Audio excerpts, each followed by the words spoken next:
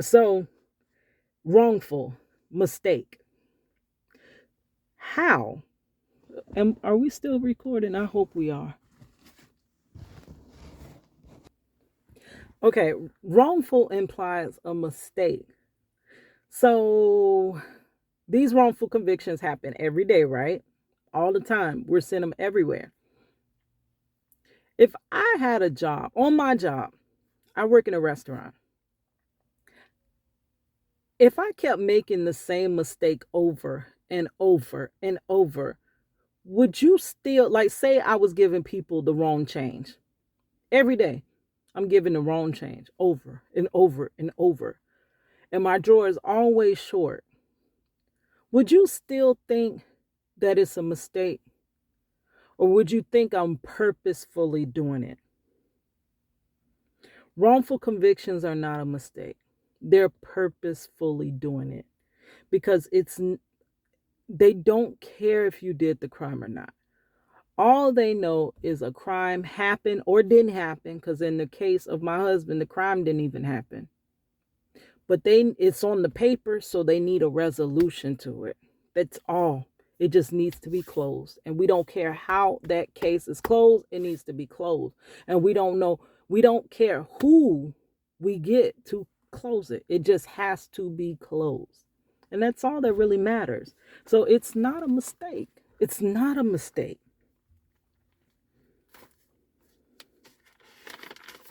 And the thing is, if more citizens were outraged by it, they would have to address it. They would have to resolve these issues. But see, the thing is, they keep the citizens oblivious. Most people just believe in our system. They believe in fair, justice, our rights. They really don't know that they're just an illusion. You don't really get a fair trial. And it's not until you walk through onto the other side of this, like you walk from the world they're showing you, and you walk over to what's really happening, that you understand and that you see it's not fair like you thought it was. But as long as they can keep you in the dark and keep you from knowing what really happens in these situations, you'll support their decisions because you think that they're justfully handing down convictions. See how that works? The more they keep you in the dark, the more they can do wrongful convictions. The more you know, the more they won't be able to pull it over your head. That's why they have to keep you in the dark. That's why most citizens think they're doing the right thing. They really do. Most people are good. And they play on that. So they know you'll support it because it's justice. You'll support justice. They're doing the right thing. They're keeping your streets safe, your neighborhood safe. They're keeping you safe.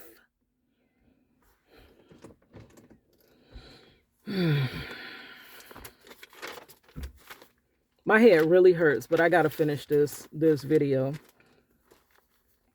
Over and over, they keep doing this. One would be led to believe that, in fact, they were not making a mistake, but rather it was on purpose. And they're very purposeful. These are not wrongful convictions, they're purposeful convictions. They need people in the prisons. Prisons make money. They make money off the family. The family, you take my family, I'm going to find some money from somewhere to give you. For phone calls, you take my husband, I'm going to find some way to communicate with him. Only way to communicate with him is to give you money. I have to pay to talk to my husband. I have to pay to email my husband. I have to pay if my husband's going to eat. I have to pay, like now it's wintertime, for him to not be cold during the winter. I have to pay. I have to pay. And I do pay because I love him. So when you take something I love, I'm going to give you money in return for my loved one being taken care of. And that is the way the system actually works.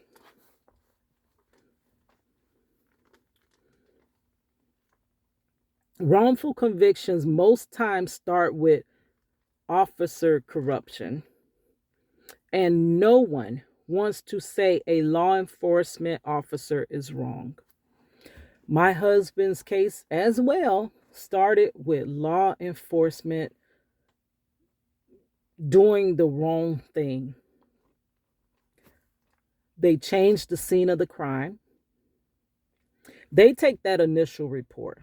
They say what the charges, what they feel the charges should be. My husband, the person that took it, the officer, arresting officer, he also was, I found an article where I actually can link that in the description. Let me find that and link that. He and 5 other officers are accused of excessive force. And then once excessively force, they all had different accounts of what happened. So one lie covers the other lie. They're going to cover each other's back. And the same thing happened in my husband's case. There were 3 officers brought to trial. They all had different stories, but yet they all covered for one another. And that is what happens. It usually starts there.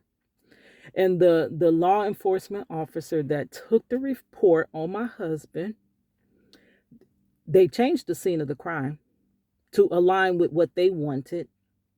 They allowed the so-called victims to, once they found out the truth, because this is the issue, my husband is wrongfully charged with robbery, right?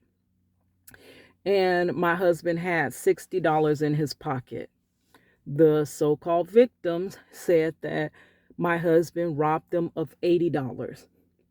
And once they wrote in their report that my husband robbed them of $80, the officer checked my husband and found that he only had 60. So he said, hey, he only has 60, but you put 80. He allowed them to cross out the 80 and then write in 60. And during trial, it even came up. This is how trials don't even work. It came up. How in the heck? The judge said, you can't charge him with robbery. The money don't even line up. The prosecutor said, but he tried to rob him. He tried. And the judge said, okay, you can pick it up as attempted robbery. Attempted robbery. He allowed that charge to still stand as attempted, even though the money was not the same. He said you cannot charge him with robbery. He don't even have the amount of money that they said he took from them. And the police officer allowed them to write their statements first and go back and make corrections after they found out how much he had. And they said, oh, it clearly lines up. And on stand, the so-called victims said, he robbed $60 from me.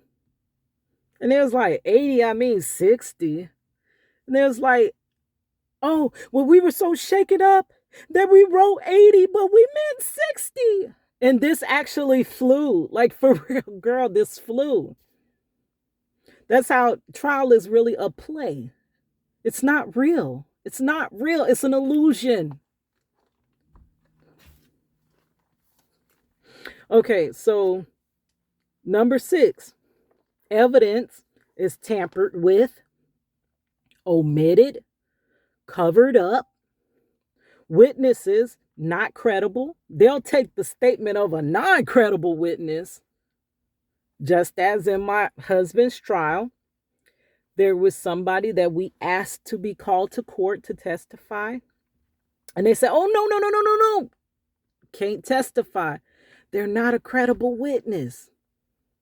But guess what? After my husband was convicted, his public defender said, here's something else that helped get him convicted. I read it. It is a written statement from the person that they said they could not call them to court because they weren't credible, but they were credible enough to make a written statement. Written statement was never shown in court. And the statement was a lie. The statement was a person that was claiming to be with Marcello and braiding his dreads. Guess what? At the same time that I was with Marcello and braided his dreads. And the statement went on to say that while they braided his dreads, he was confessing about a robbery he was about to commit.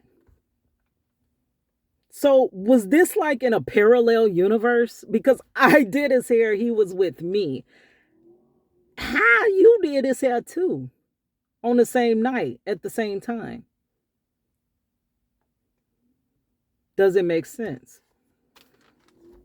So not credible people are able to give statements, and those statements stand. Others that should be called to court to testify are left out. This is how you get these wrongful convictions. You're messing with too much. You're manipulating too much. You're fixing it to where you come up with the verdict that you want. Because if you left it alone, it's going to give you a different verdict. So you mess with it so much that you manipulate so much to the point where that verdict that you're looking for and seeking comes about.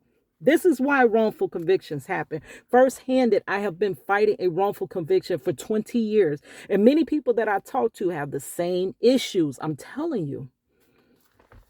Okay, so number 7. Juries don't really want to be at jury duty. 9 times out of 10, most people, when they get them little jury duty notices, they're trying to figure out how to get out of it. They don't even want to be there. They're thinking, when can we go home? When can we go to lunch? Even in my husband's transcript, I read where a juror is asking, how long is this going to take? Girl, this is somebody's life. How long are we going to have to come back again? And in my husband's case, because I'm just comparing it so that I can show you how these wrongful convictions happen, the jury came back with 2 questions. The first question, when they were deliberating, and baby, my husband's deliberation was less than an hour. And I'm trying to figure out how the heck they got through 10 pages of jury instructions, and they analyzed each thing, and they had 2 questions. The first question, the judge said, I'm not going to answer that. So they didn't get the answer to that question. The second question was, can we get 2 copies? Can we get 2 copies of the transcript? Because we want to go over a couple things. Baby, this trial, there was so much line going back and forth. One was saying this, one was saying that, and they wanted to compare it. And the judge said, what? What is the point of them coming to jury duty?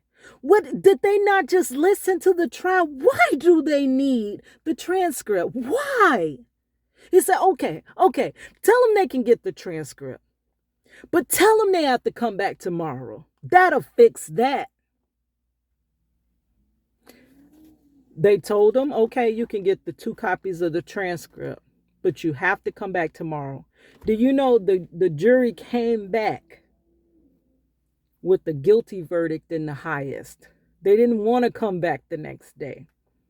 Juries don't even want to be there 9 times out of 10, except for your girl. Every time I was called to jury duty, I was so excited. I'd be happy. I don't care if I'm getting paid a dime. Somebody gonna get a fair trial that day. I'm listening and analyzing everything. And every time I have been called to jury duty, I have never been selected. So I'm the black sheep. I'm the one that wants to be there, but most people don't want to be there no longer than they have to. So it's not, I don't know. And then juries itself, they're not they're usually made up of people that are biased, and sometimes individuals that are, sometimes they believe a certain group of people are a certain way. See, juries are not just they select the whole pool of juries. It's not like they just randomly select that 12 for you. No, they select a lot of them. And what they do is your side decides who they want on the jury, and the state gets to decide who they want to be on the jury. And they kind of, you X both out. Like my side might X out, oh no, I don't want that person because they might be too such, or they might believe this way, that way. And then you come back, you really want that person, but you can't have that person because of that person. So you think, okay, well, I want this person. Maybe I can get this person on the jury. So that's how a jury is willed and deal back and forth. And most times it ends up being in favor of the opposing side winning. It's not many people that are going to be fair-minded to actually listen to your case. And even if they do, they're going to be outnumbered. Remember, they have to become unanimous. And they say of your peers, Marcello's case, he was once he went to trial, he was 20 years old. There was one black man on his case, on his trial. Everyone else was, and I hate to put race in it, but I have to show you the racial issue. Everyone else was white. There was one white alternative juror. So in case the black man didn't show up, he would be replaced with another white juror. Okay, so we say let's leave race out of it, right?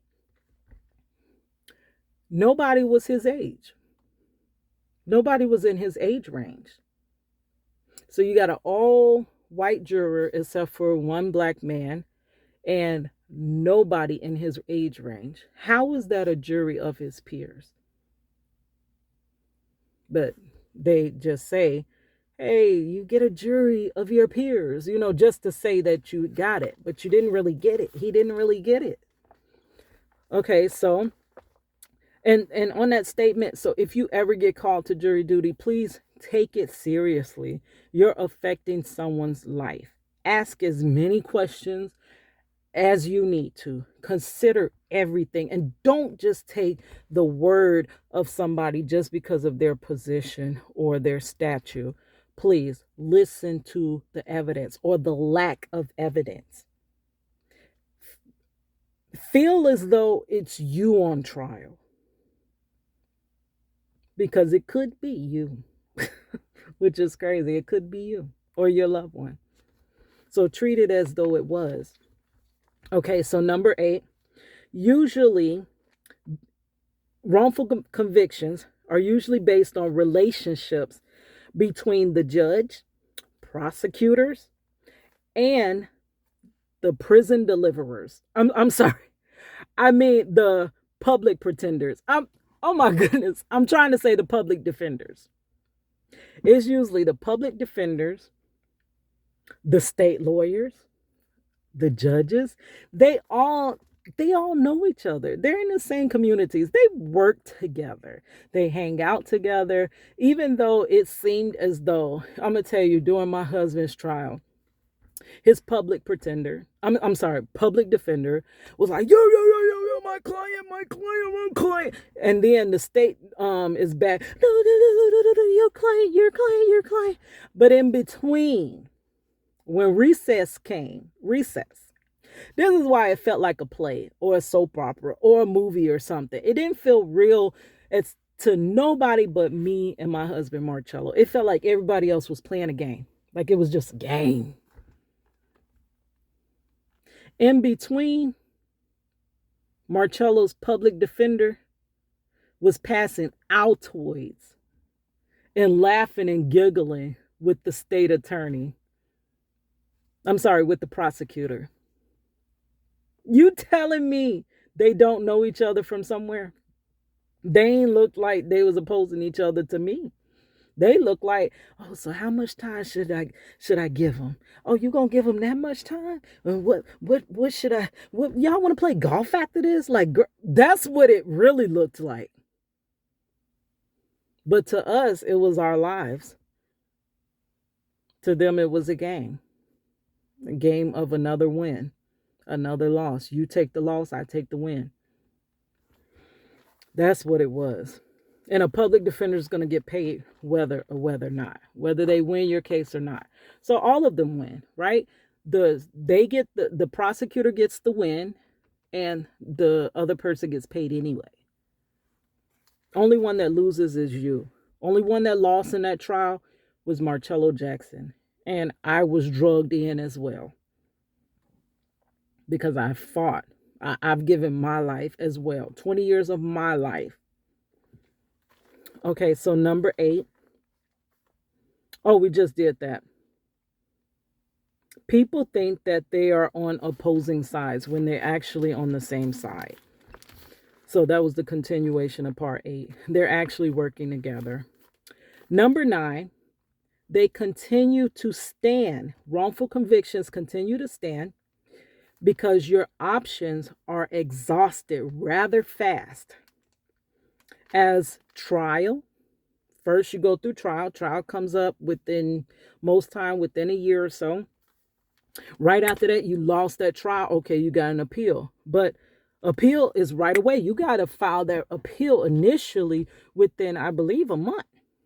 And then the appeal time passes. And a lot of times, you can't even get the appeal. It's hard to get an appeal. It's not that you just get an appeal. No, every issue that my husband has brought up, they knock it down. Even if it's a valid issue, and he was never granted an appeal. It was denied when it actually should have been granted.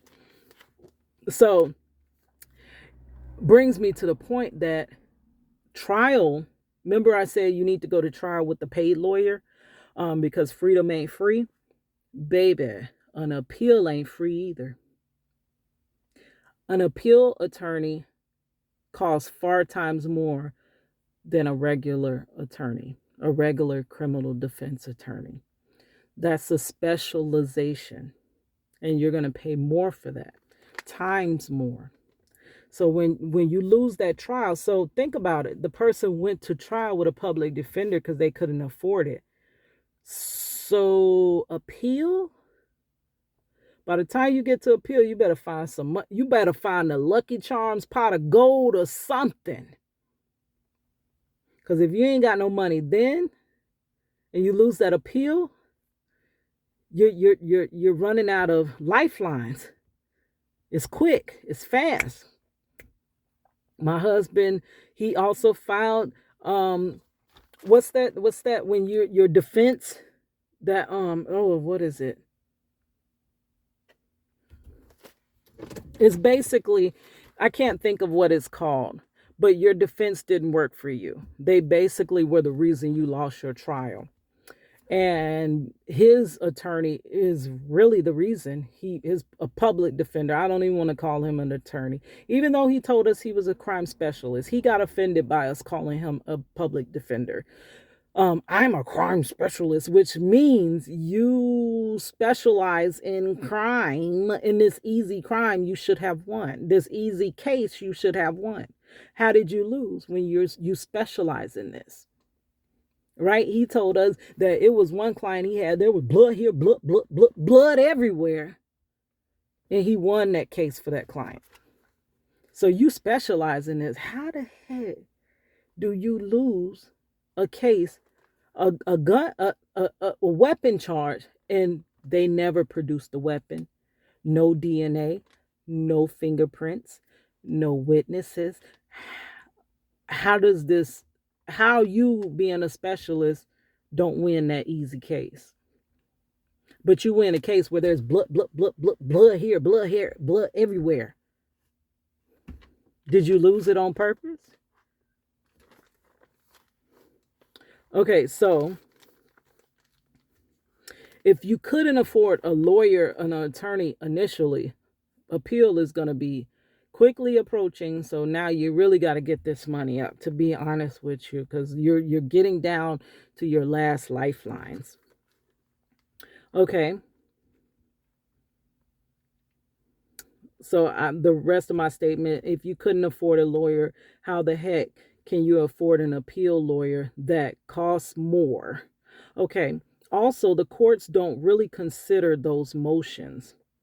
So when you're filing that 3.850, when you're filing that motion for the legal representation being incompetent, when you're filing that motion, when you're filing the appeal, they don't really look at the issues. They basically just reject them. Reject, reject, reject.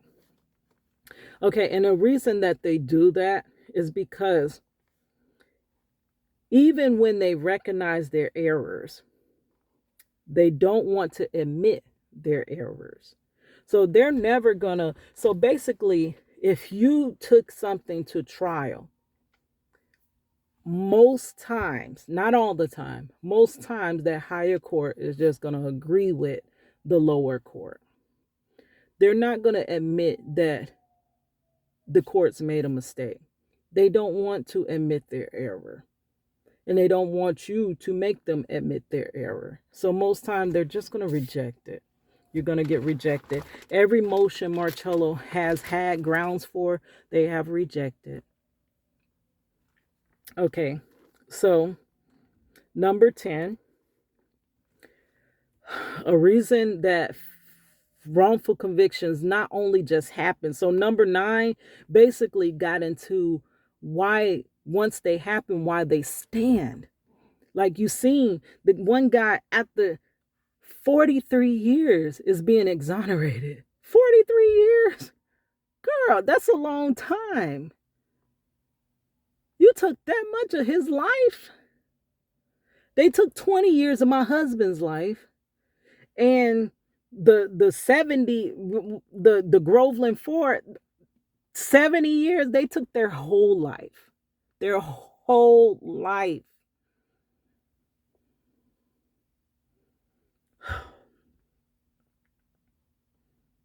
But the reason that they stand so long, I'm going to tell you the reason. I'm a prime example of the reason.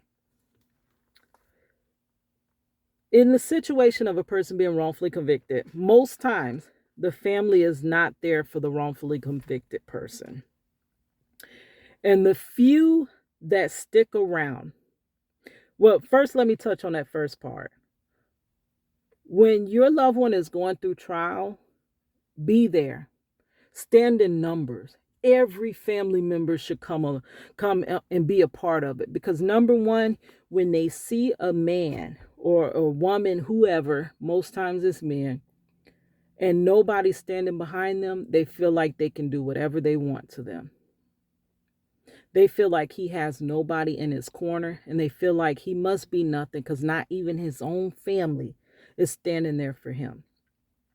From Marcello, from the beginning to the end, I have been the only one fighting for him.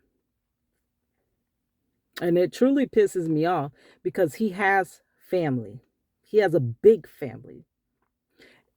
And for the life of me, I can't understand why I'm the only one fighting. I have a big family. Okay, so secondary, if his family won't help, I feel like my family should help me because I'm going through this and serving this time as well.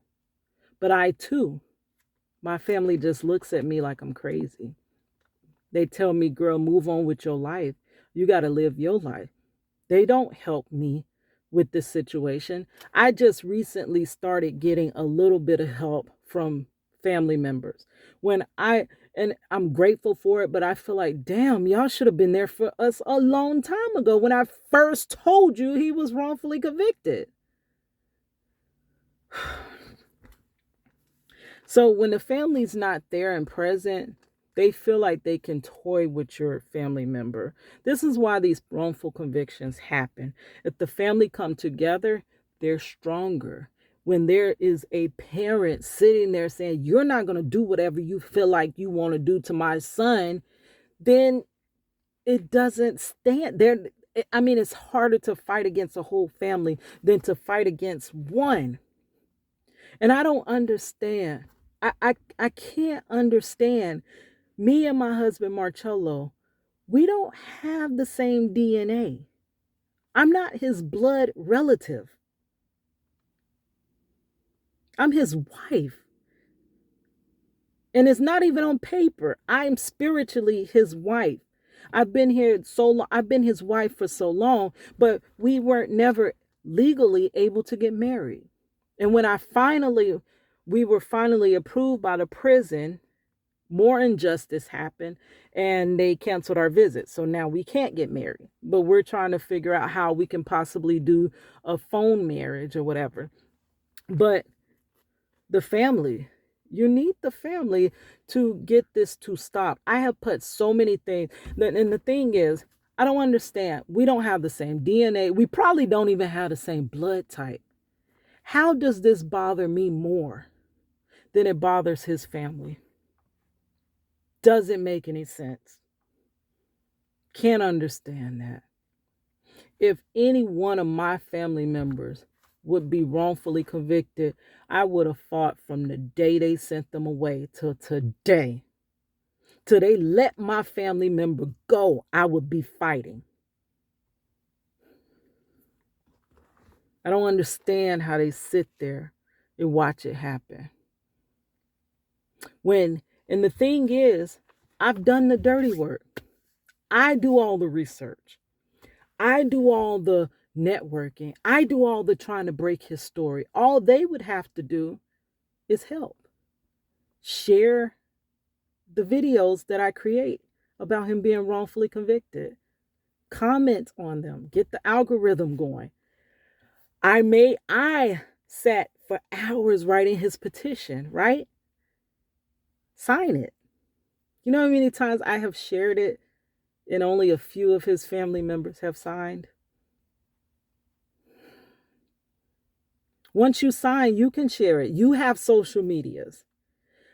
All of our social medias together could bring him home. But yet I'm the only one posting daily about him. His baby mama. This is the reason wrongful convictions stand. The family doesn't come together and they allow it to happen.